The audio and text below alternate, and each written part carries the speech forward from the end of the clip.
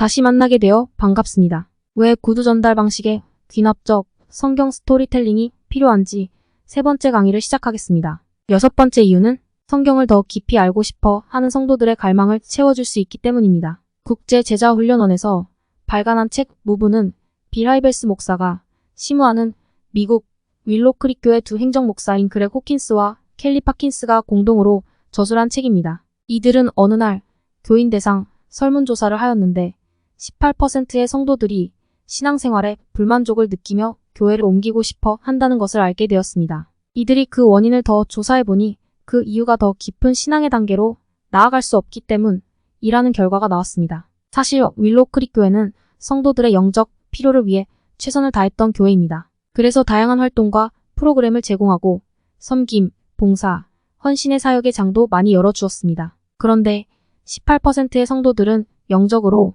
침체되어 있었습니다. 그리고 18%의 사람들은 대다수는 영적으로 성숙한 단계에 있는 성도들이었다는 사실입니다. 그래서 교회는 처녀교회 25만 명을 대상으로 설문을 더 확대했습니다. 그리고 그것을 분석한 토대로 쓴 책이 이 책인데 그들은 이 설문과 분석을 통해 그동안 명확히 알지 못했던 성도들의 필요를 더 구체적으로 발견할 수 있었습니다. 특별히 놀라운 발견은 불만을 가진 성도들을 성장 단계별로 4단계로 나누어 보니 위쪽 단계에 있는 성도들일수록 더욱더 성경을 깊이 이해하고 싶어 하는 갈망이 있었다는 것입니다. 그래서 윌로크릭 교회는 이들의 필요를 채우기 위해 성경을 집중적으로 가르치는데 많은 투자를 하게 됩니다. 저명한 교수들을 모셔서 가르치기도 하였습니다. 다시 본론으로 돌아와서 이 설문이 보여주는 것이 의미를 되새겨볼 필요가 있습니다. 이 설문은 오늘날 교회의 교인들은 영적으로 성숙하면 성숙할수록 성경을 더 깊이 깨닫고자 하는 강한 갈망이 있다는 것을 보여주고 있습니다.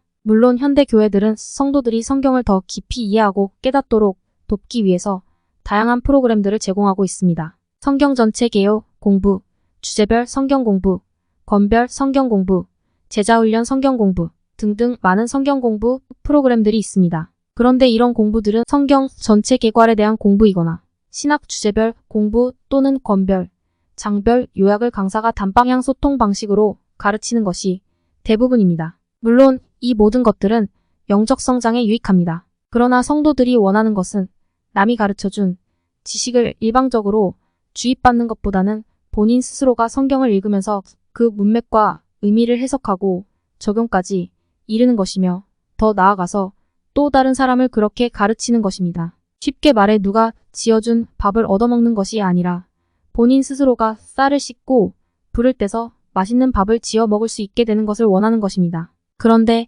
대부분의 성경 공부, 제자훈련 등은 성도들 스스로가 성경을 직접 대면하면서 정확하고 깊이 있게 알아가는 실력을 키워주는 데에는 제한이 있어 보입니다. 그래서 그런지 성도들은 교회의 다양한 양육, 훈련 프로그램에 참여하지만 여전히 성경을 더 깊이 알고 싶어 하는 갈증은 남아 있습니다. 이런 부분에서 본다면 구두 전달 방식의 귀납적 성경 스토리텔링은 성도들이 가진 갈증의 상당 부분을 해소시킬 수 있습니다. 그 이유는 구두 전달 방식, 귀납적 성경 스토리텔링은 단방향 소통 방식의 성경 공부가 아니기 때문입니다. 본 성경 스토리텔링은 질문을 통해서 성경에 숨겨진 영적 보화를 발견하도록 돕는 토론식 성경 공부 방식을 택하고 있습니다. 인도자는 질문을 통해 그룹원들이 성경의 진리를 스스로 발견할 수 있도록 돕는 조력자 역할을 합니다. 이를 통해 그룹원들은 스스로가 질문에 대한 대답과 토론을 통해 그 스토리의 의미를 해석해내고 그 스토리에 감춰진 영적 보화를 발견하는 감격을 누리게 됩니다. 중요한 것은 이 과정을 하면 할수록 주관적인 해석에 치우치지 않고 객관적으로 성경을 관찰, 해석, 적용하는 실력도 늡니다. 그리고 어느 순간에는 자신도 질문을 통해 다른 사람을 가르치는 수준에 이르게 되는 것입니다. 다음은 심플리 더 스토리, 샌드북 서문 중에 있는 내용 중 한글기입니다. 심플리 더 스토리의 구두, 귀납적 성경 공부 방법은 참여한 사람 자신들이 직접 통찰과 교훈을 성경에서 찾아내어서 일반적인 방법보다 더욱 풍성하고 깊은 경험들을 하게 한다. 그렇습니다. 구두 방식의 귀납적 성경 스토리텔링은 밥을 지을 줄 모르는 사람이 스스로가 밥을 지어 먹는 실력을 갖추게 되는 것과 같습니다. 즉, 누군가가 연구한 내용을 주입받는 것이 아니라 본인 스스로가 성경 본문과 대면하여 자력으로 그 속에 감추인 영적인 보화를 캐낼 수 있게 되며 그 진리가 자신의 삶에 진실을 들추어내는 것을 경험하며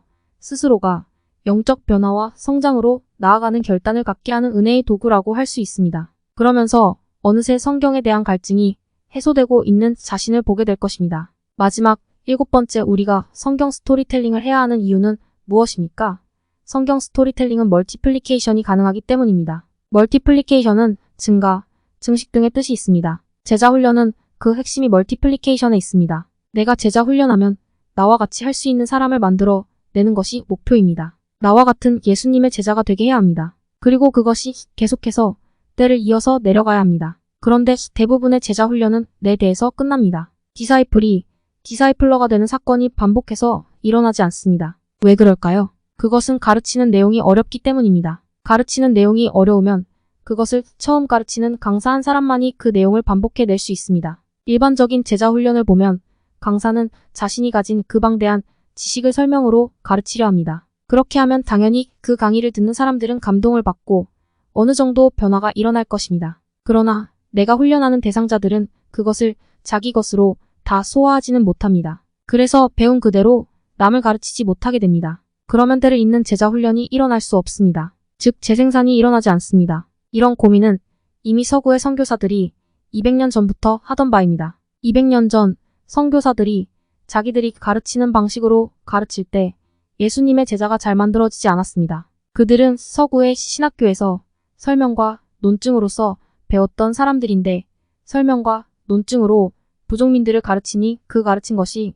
20%도 남아있지 않게 되었습니다. 왜냐하면 선교지 사람들은 자신들과 같은 지성을 갖춘 그런 사람들이 아니기 때문입니다. 선교지의 사람들은 대부분 문해율이 낮은 사람들이며 구전소통에 익숙한 사람들입니다. 그들은 스토리로 소통합니다. 스토리로 소통하는 사람들에게 신학적인 주제를 가지고 설명으로 가르치려고 하다 보니까 이 사람들이 제자가 삼아지지 않더라는 것입니다. 그래서 고민을 하다가 스토리를 발견하게 된 것인데 이 스토리를 발견한 것은 성경에서 예수님이 하신 방법을 연구하다 보니 예수님의 원래 방법을 찾게 된 것일 뿐입니다. 그래서 그 선교사들이 돌아와서 이 스토리를 연구 개발하여 다시금 이 스토리를 가지고 선교지로 나가게 되었는데 결국 그 성과를 보게 되었다는 것입니다. 그렇습니다. 스토리는 예수님이 사용하신 방법이고 성경적 방법이고 스토리를 통해서 선교지에서 실제적인 데를 이어 제자 삼는 일도 일어나고 있습니다. 중요한 것은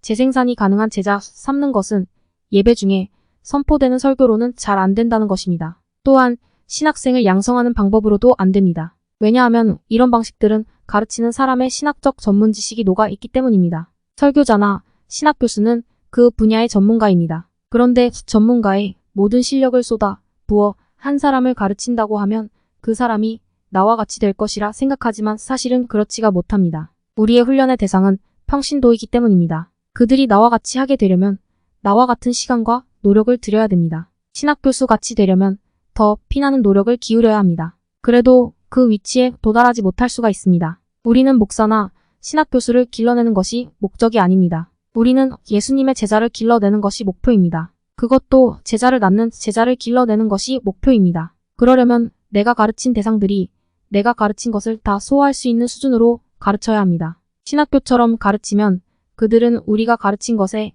20%도 소화할 수 없습니다. 우리가 가르치는 대상들은 남녀노소, 다양한 연령, 수준의 사람들입니다. 청년, 청소년 학생들도 있습니다. 그리고 선교지의 사람들은 문해율이 낮은 경우도 많습니다. 그런 사람들에게 만약 내가 가진 방대한 지식을 쏟아부으며 신학생처럼 가르친다고 생각해 보십시오.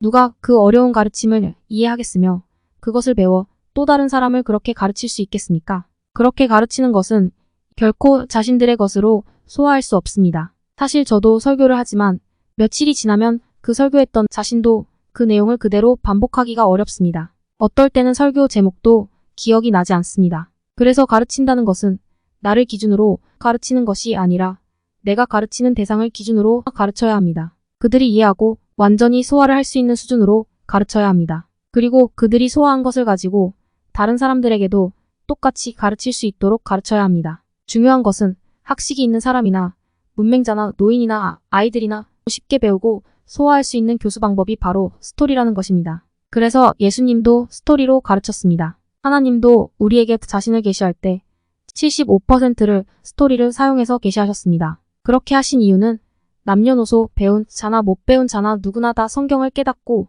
믿음을 가질 수 있도록 하기 위함입니다. 또 그렇게 하신 이유는 그 성경 스토리가 누구에게나 생생하게 기억되고 다른 사람들에게 전달되도록 하기 위함입니다. 이처럼 스토리는 그 의미가 쉽게 이해되고 오래 기억되며 다른 사람에게 그대로 전해주는 것도 가능합니다. 스토리는 바로 이런 힘을 가지고 있습니다. 그래서 스토리로 제자 훈련하고 가르치는 것이 필요합니다. 가르치는 측면에서 보면 스토리는 누구나 쉽게 이해되고 소화됩니다. 그래서 스토리로 가르치면 문해자나 문맹자, 그리고 남녀노소의 차이를 쉽게 극복합니다. 그리고 그렇게 배운 그 사람들이 다른 사람에게 가서 그대로 가르치는 것도 얼마든지 가능합니다. 쉽게 말해 구두 방식의 귀납적 성경 스토리텔링으로 가르치면 우리에게 배운 사람들이 얼마든지 다른 사람들을 위한 디사이플러가 될 수 있습니다. 교회에서 청소년들에게 이 방식으로 가르쳐 보았습니다. 아이들이 스토리를 잘 기억하고 의미도 잘 찾는 것을 보았습니다. 그때 제가 던지는 질문이 너무 단순하다 보니 고등학생 아들이 하는 말이 아빠는 맨날 같은 질문만 반복하는데 나도 할 수 있겠다고 웃으며 말했습니다. 그때 제가 말했습니다. 그래, 바로 그거야. 내가 원하는 것은 나만 스토리를 가르치는 것이 아니라 너도 나처럼 해서 다른 사람을 가르칠 수 있도록 하는 것이 나의 목표야. 네가 그런 말을 하게 되는 것을 보니 나는 성공했네. 그랬습니다. 저는 이 아이들이 제자 삼는 비전만 확실히 가질 수 있다면 당장에 다른 친구를 제자 삼는 것은 문제가 아니구나 하는 생각을 하였습니다. 그래서 오늘 내용을 정리하자면 우리가 구두 전달 방식의 귀납적 성경 스토리텔링을 해야 하는 이유는 두 가지입니다. 첫째, 성경 스토리텔링은 성경을 더 깊이 알고자 하는 성도들의 갈망을 채워줄 수 있기 때문입니다. 둘째, 성경 스토리텔링 속에는 디사이플러가 되는 멀티플리케이션의 원리가 담겨 있기 때문입니다. 지금까지 우리는 1강에서 3강까지 왜 성경 스토리텔링이 필요한가에 대해서 7가지 이유를 살펴보았습니다. 다음 시간에는 우리가 아는 성경 스토리텔링이 어떤 특징을 가지고 있는지 알아보도록 하겠습니다. 끝까지 잘 들어주셔서 감사합니다. 그럼 다음 시간에 다시 뵙겠습니다.